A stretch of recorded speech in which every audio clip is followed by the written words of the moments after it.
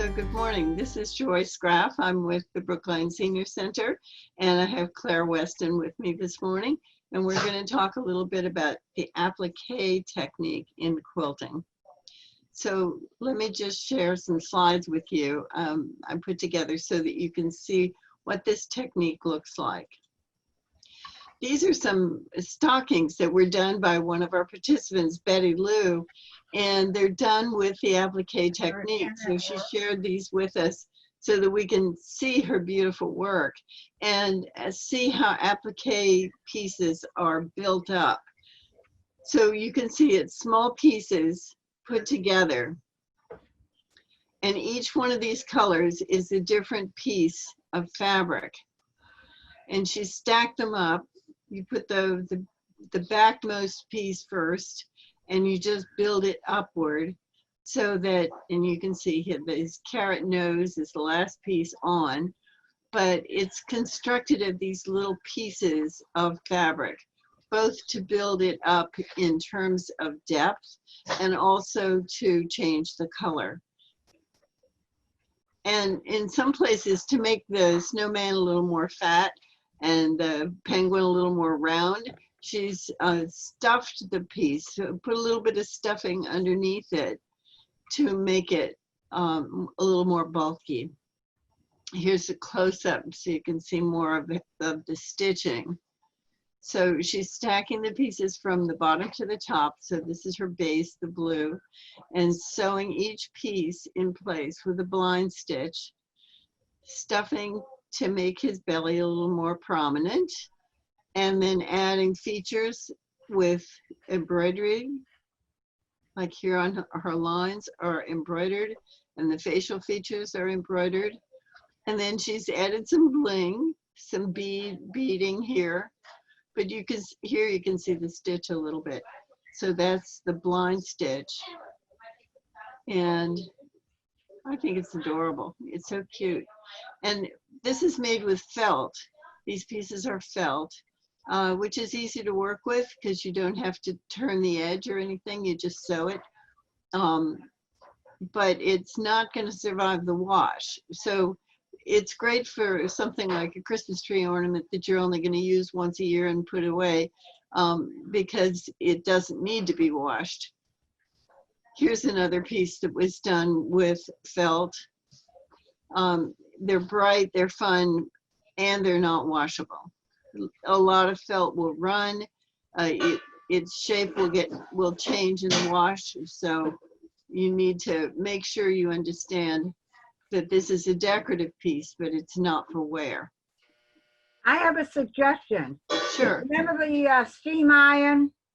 Yeah. Or something, they have steaming devices to clean things. Yeah. I think something like that should be cleaned with the felt material. Possibly so. But of course, you don't have to do it with felt. You can do it with regular fabric, and that's what we're going to look at today. And you just apply those pieces one at a time from the back to the front. And you see these are on the top. And again, you embroider features and make it adorable. You can make really cute things. Here's one. There's a lot of folk art that uses this technique. And this is heavily decorated with embroidery. Can yarn be used too? Sure. Sure. And you know, like we talked about the last time, the heavier the line you want, the heavier the thread you want to use. So yarn is one of the heavier threads. And just go ahead and you can see she's used a variety of threads to do this, to get the effect that she wants. So some of it is sewing thread. Here's a little sewing thread holding this twig down, but the twig itself is made of a bulkier yarn. Did she make a pattern out of the bird herself, or did she buy the bird already made? You can draw. I'm going to show you how to do this. And here's one. You can see this person wanted to build some antlers. So they drew the antlers on the paper side of freezer paper. So plain old freezer paper, like from your kitchen, has a paper side and a shiny side. It's waxy or it's actually a plastic, I think. But you can draw on the paper side. So you can freehand it or you could trace something. And then you take the waxy side and put it against your fabric and iron it, and it sticks on. So now it's not moving, and you can take a scissors and cut that out. In other words, you're tracing it first and then putting the fabric on. And That's then right. cutting it out. That's right. So, and you can almost see through this paper too. So you can trace something that already exists if you want to, or you can just freehand it. You're the artist, so you would draw something that you want to draw, and then you can make the fabric to be the same as your pattern. So if we're going to make a bed quilt, we definitely want it to be washable, and there are 3 different primary methods, but there's no right or wrong way to do this. You just do what works for you, so you can get creative. I'm going to talk about the needle turn method, the freezer paper method, and the fusible web method. So this, Oh, that's lovely. isn't that pretty? So Yeah. all this is done in the same general methodology, but of course with fabric, you're going to need to have a little hem here. We have to turn under the raw edges. So putting this together. Can that be like a pillowcase? Yes. You know those things you put on the pillow on the top of the bed when you have just like a coverlet on your bed. What do they call that? Pillow shams.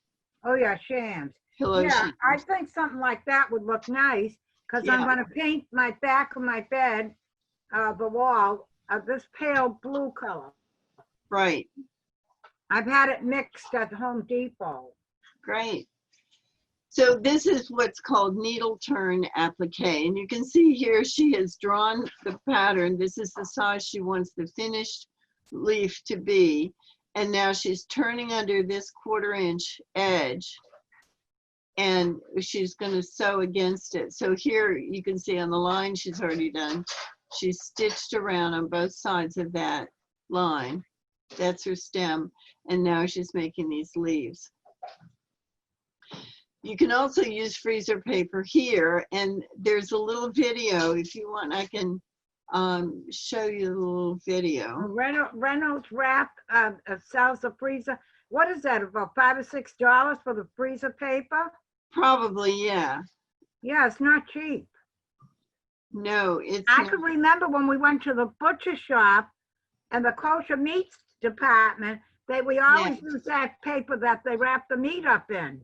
Exactly. That's exactly the same paper. So let me show you this little video. Here we go. It's only a couple of minutes, and I think you'll like it. This tutorial is by our guest teacher, Vicki Bellino of Bloom Creek. Thanks for lending us your expertise, Vicki. As with most techniques in quilting, there are many different methods that can be used to achieve the same result. We are offering you one method in this tutorial, but encourage you to try several methods and use the one that works best for you. Trace the applique template onto the paper side of freezer paper and cut out on the traced lines. So here you can see she's tracing onto the paper side of the freezer paper. And Millicent, I'm going to mute your line until you're settled. So she's cutting it out of the freezer paper. And now we have this shape that she wants. With the waxy side down, iron the paper template onto the right side of your chosen fabric. Cut out the fabric 1/8 inch to 1/4 inch larger than the paper template around the entire shape. For smaller pieces, 1/8 inch will work best. Peel the freezer paper off the fabric. Turn the fabric over so that the wrong side is facing up. Position the freezer paper template onto the fabric with the waxy side facing up. Using a mini iron, press the edge of the fabric over the paper template. If you get a tuck in the fabric that shows on the right side of your shape, gently peel off the fabric and press that area again.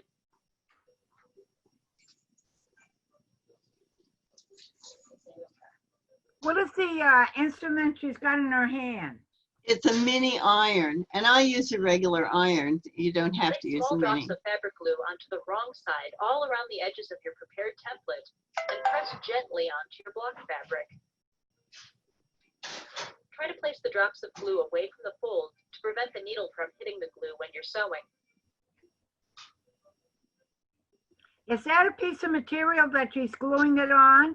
Yes. Applique can be done by hand or by machine, depending on your preference.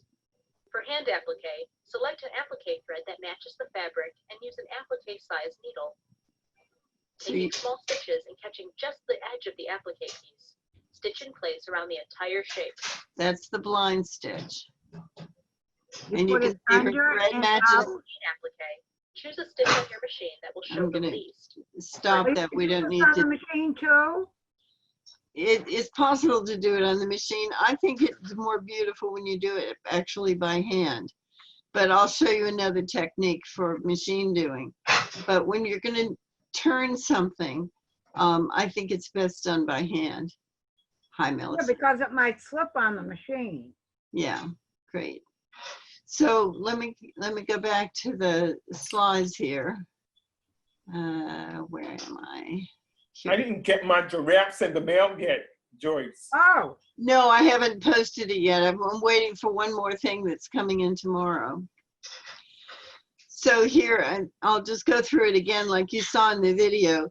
So first you put the waxy side of the freezer paper down on the right side of the fabric. And what we're doing is using it as a guide for the cut. So it's fastened in place so that it's not going to wiggle around when you try to cut around it.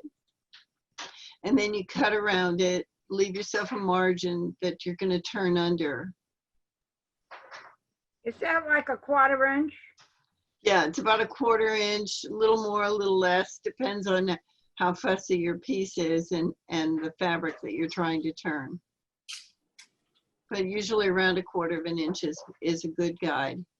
Now you saw in the video that she turned the fabric, she took it apart, took it off of the front of the fabric, and now we're going to position it on the back of the fabric, this time with the waxy side up. And the reason for that is we're going to use that waxy side as a way of holding what we're pressing.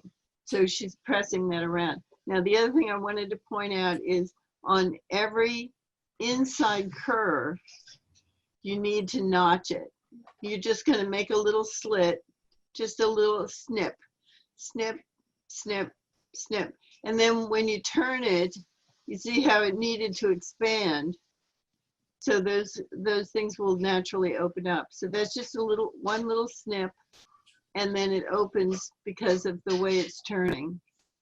The outside curves will usually take care of themselves. It's the inside curves that you need to worry about. So we've got the paper side is down here. It's on the paper side and the right side of the fabric are together. And so now the paper side is up again. So you're getting the shape that you originally intended. Okay. And you can base the edges, but try not to pierce the paper.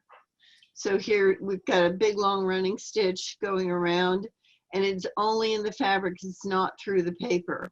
And the reason for that is we're going to try to pull the paper out later. And then you pin your piece in place, and you're going to blind stitch all the way around it. And you can do this without the paper, as I showed you before. If you just draw it, you don't have to do that ironing process, but it comes out much sharper if you do. And here's that blind stitch again. So you need a color that's going to match your patch, because this is the piece you're going to see the most, this little nibble. And you'll keep your needle as close as possible to the patch so that you scarcely see it. You can see they've got a little bit of it shown here just to show you. But you're traveling under. So your needle is traveling under, and we're just taking this little nibble out of the fabric. That's called a blind stitch because you scarcely see it. So here you can see this has already been blind stitched into place, and they've assembled the the flower before they put it on, but you can just build it up. But you have to make sure you know what your placement is going to be. So here's a machine applique piece, and machine applique takes a lot of planning, but it goes a lot faster and takes patience and control, and a good machine that you can rely on and that you're good friends with. And a good stitch. You can just zigzag it, but if you have a stitch that looks a little bit like a blind stitch, that's even better. And again, we're gonna have to, Excuse me, Joyce. Sure. Does my machine do all that kind of stitching, the brand new one that I just got? yeah, you have a stitch that you could use for that. So with machine applique, we need to hold it in place. You saw the ways that we were holding it in place with the needle turning method. And here you have another challenge, is that you need to hold it in place and stay out of the way of your machine, right? So you can't just do it with your fingers, and too many pins is also going to be an issue. So we're going to do more. Bye, Joyce. Bye, Joyce. I'm going. Okay, bye. We're going to hold it in place with glues and other sticky things in order not to use pins and not to use our fingers. So here's some of the glues that you can use. You can use plain old Elmer's glue, it's fine, because we only need a temporary hold while we're doing the machine sewing. The sewing is going to be our permanent hold.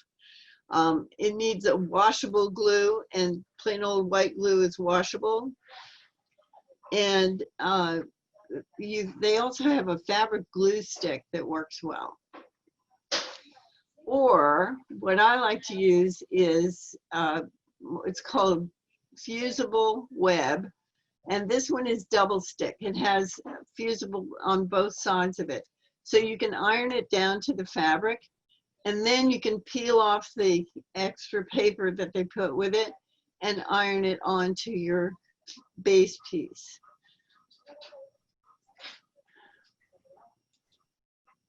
This Now, is where are all these fabric? Where can you purchase that? this is a quilt that I made. Oh, the little shop that you discovered recently, I'm sure they have it. Plain old glue sticks, you can get glue sticks at Staples. Okay. All right.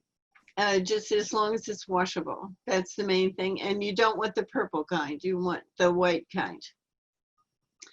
This is a quilt that I made. This is a bed quilt. And I let my friend choose the pattern. And then when she chose this pattern, I like gulp. I didn't know if I wanted to do it, but it actually went more quickly than I thought. So every one of these colors is a different fabric. It's appliqued on.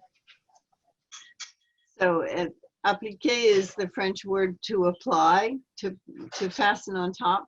And so that's what we're doing here. And I made a couple of close-ups. The picture is not the greatest. This quilt now is in Algeria, so I couldn't just go make a new picture.